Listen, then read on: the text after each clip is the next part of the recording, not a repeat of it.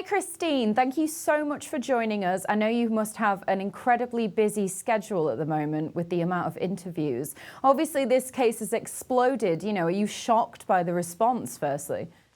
Was I shocked? No, we've been dealing with this for my brother, it'll be 4 years in July, and this has kind of always been highly publicized around our area, like Northeast Ohio. They've done some little shows, and I was notified by Netflix that it was going to be, a big movie, but I'm not shocked. I had a feeling that this was gonna, it grabbed attention, it got people talking, it was put out for entertainment, so I'm actually not, but it's been insane. It's huge.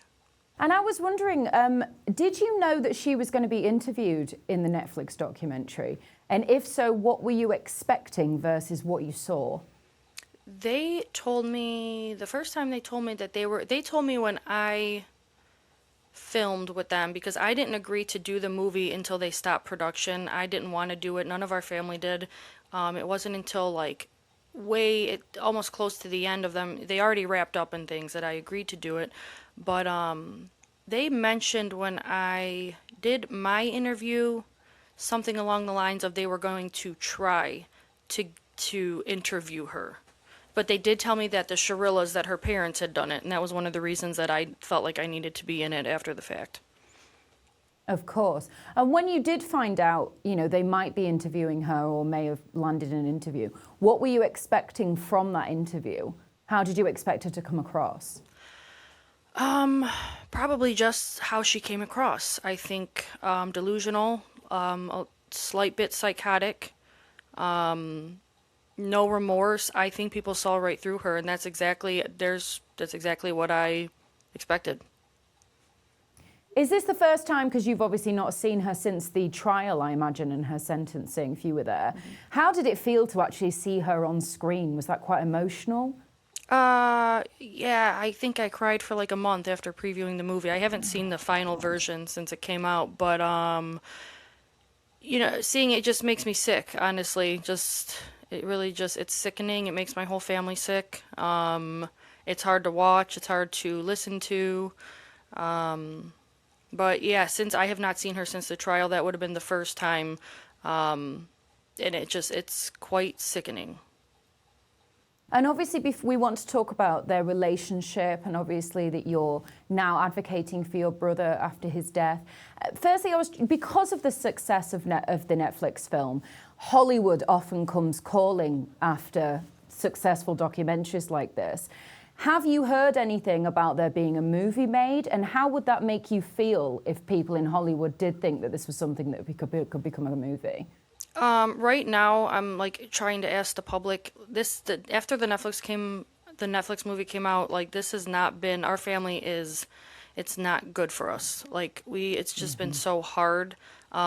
We do not want any more movies or documentaries coming out, unless we're the ones producing it. You know what I'm saying? And it goes what we want to say, I guess. But even so, shedding light on and sensationalizing my brother's murder, it's just we're done with this. You know what I'm saying? Like, this is like, I hope this is over in a couple weeks. I keep telling like my dad, who keeps reading comments and hate messages and things, like, Dad, this is going to blow over, and then we're just, I'm trying to, with my podcast and my foundation, to establish something and the platform that I've created to try to make a little positive come out of this tragedy in any way, shape, or form.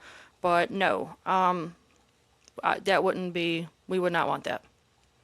Nobody needs Shirilla the Killer the movie at all. She would love that, and that's what we don't want to do, right? We don't want to give her any more attention. Let's cancel Kenzie, cancel them other creeps in the show, the documentary, cancel a lot of things. There's a lot of bad people, trying to get famous and what is it called? Rage baiting or clickbaiting, whatever it is. And it's infuriating to sit back and watch people try to use your brother's death as, their tools of gaining attention. And that's the other thing, is the petition that I started. I don't know if you saw that, the Dom and Davion's law with the petition to modernize the Son of Sam's. That's a big thing. Like, we don't want her gaining any fame, fortune. That's all they've ever wanted. That has like 100,000 signatures, I think, so far, but very, very important to us to get that law passed. So. In the documentary, Mackenzie claims for the first time on camera that she is not a murderer, but simply a driver of a tragedy. Hearing her say that, those exact words, what goes through your mind?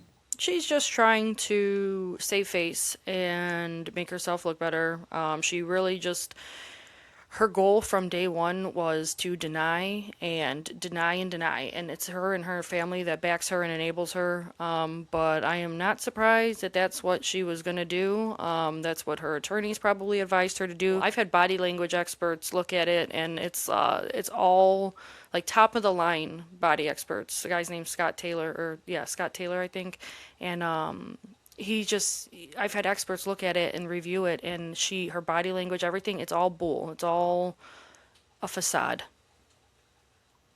And obviously, she's still trying to appeal. I think she's not up for parole until 2037. When that time comes, will you be contacting the parole board, and how would you describe her character? Without a doubt, we're going to all be at the parole board. We were going to be at the parole board the second that she was convicted, with plans of going there. Now with just so much more ammo, because the family doesn't stop. Left and right. They just did 2 other interviews this week where they're bashing my brother, his character, his legacy. It's all he has, and our family, and lies and manipulation. They've made it so much worse for themselves. They show no remorse, don't take accountability. But we will be there, and with all of these clips and audios and, witnesses that are in prison with her, we'll be there. There's no way she's going to be paroled.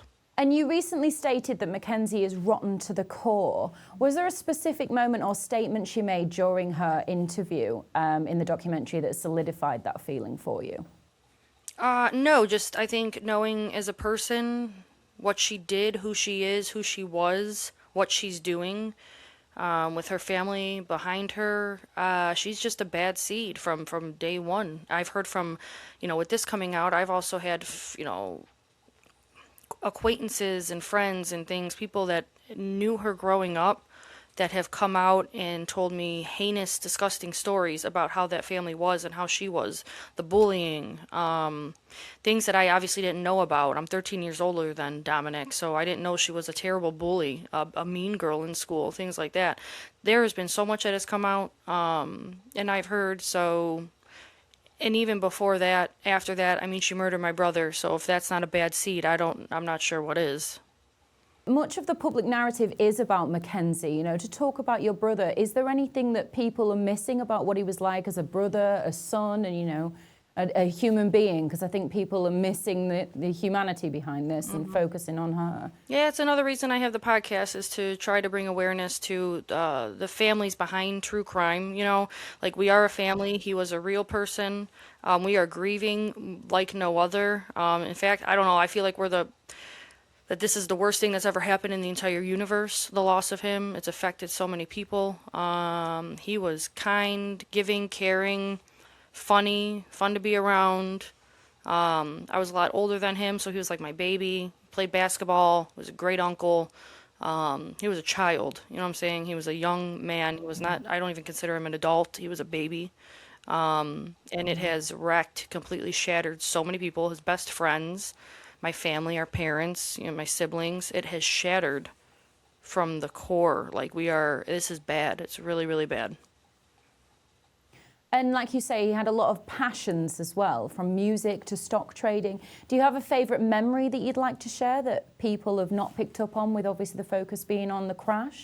People have asked me that in a few interviews. I've probably done 40 interviews this week, and I try to remember a different one for each one, so that I don't know, he can be remembered a little bit. But I talked about a Scarface one already, the one where he was at the birth of my niece, sitting in the hospital with my sister. There was just a lot. We were a really close family, so it's hard to point down one really great one. I just reminisce and think about I used to pick him up like he was my best pal. Like I had visitation, our parents divorced, and so like I would pick him up on the weekends and we go to water parks, and then I started having kids and like he'd help me take care of them, you know, get together birthday parties. He was my right-hand man, you know what I mean? Play basketball, things like that. With my son, teach him, you know what I mean? I was at all his games. I loved watching him play basketball. That was probably my favorite thing. That's why I did the foundation. It's called Change the Game for Dom Foundation, and I'm raising funds for underprivileged children in Ohio that need help and assistance playing basketball, sponsoring leagues, sponsoring teams, helping pay tuition, and that's because basketball was so important to Dom, so important to our family. And obviously, like you say, these are stories of a real person, not a character that people, you know, obviously when something like this happens, your family and victims of true crime can become characters in a plot. Is this the way that you're now protecting, you know, your brother's dignity and memory? Yes. It's so crazy to me that, like, the whole world is tuning in. I still haven't, like, I don't know. I still, sometimes I'm so out of touch with reality that he's even gone that I think it's a story sometimes. You know what I'm saying? Like, that's how my brain copes with it. So when I'm talking to you, like, I'm telling a story.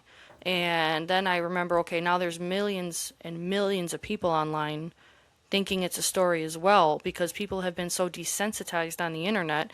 Like, death like this is just normal to them. They don't see that these are actual people, an actual family. I have a huge family, lots of family and friends that know me and know how this has affected us. That's really all that I think about. But then I always forget, like, there's actually millions of people out there that think that this is like some kind of story. But like, yeah, it's not. It's definitely not. And Mackenzie is still 21 at the minute. Do you think there's ever going to be forgiveness? Do you think she's ever going to change how she feels about this? I know she stated she wakes up every morning and is trying to be the best person that she can be and feels a void from losing Tom and Dominic. Don and Davion, I can see you grimacing there. Mm-hmm. I just spoke to two girls that was in jail with, and she wakes up every day at 6 a.m. to do her hair and makeup and bully people in the prison yard, and it's like a socialite in prisons. She is so self-absorbed and selfish. If she does ever pretends to show remorse, it is just that. She will be pretending. She is a narcissist. They don't do that. So the parole board, any appeals, anything, they will see right through her. Any judge, any doctor. If she ever comes to a point where she decides to show remorse, her terrible family, we know that it's just an act. And obviously we've heard a lot of jail calls as well with her mom, and like talks about if she was going to come out, she's going to be an influencer and write a book. You know, how does it make you feel hearing that? It's infuriating. It makes me sick. That's why I'm doing the Dom and Davion's law, to modernize the Son of Sam, you know, so that she can't gain fame and fortune because that's all they've ever cared about. Within hours of killing my brother and Davion, she laid in a hospital bed getting modeling gigs online and making TikToks. So very important that we get this petition signed and passed. I'm calling on lawmakers. I need assistance. If anybody's out there that can help, please reach me. But they sit there, and when you hear them laughing about the case getting around the world and their laughs, it's so dark and twisted to me. It makes me sick. I don't know what's wrong with them people. I really don't. But you've heard them, and you could only imagine they're actually laughing about like she killed two people, you know. One, the supposed love of her life for 4 years that she just loves, and there's absolutely no remorse when you're laughing about how you're going to, you know, get famous after you get out and write a book and become a model. That's what she's telling people. She's going to get out and become a model. And the filmmakers obviously noted that Mackenzie's lawyer was present during the interview that she did for the Netflix documentary. Do you think that was genuine how she came across, that those were her feelings, or do you think it was highly rehearsed or legally calculated. Oh, you can tell that those weren't her words, that wasn't her body language. It's not the way she talks. You can tell that was completely rehearsed, almost like she was reciting. And like I said, I had a body language expert, well renowned, and he goes through it. It's on my podcast. There's a whole episode on it, but he from like so everything that she's doing is like that tells. And she sits there and asks her lawyer if that's okay. But honestly, I don't think they should ever do any interview because they're making themselves look worse and worse and worse. It's ridiculous. I know obviously there's been a lot of backlash, hasn't there? And the dad he may be even looking at losing his job. Do you think he should lose his job? I think that they need to stop blaming my brother for his own death.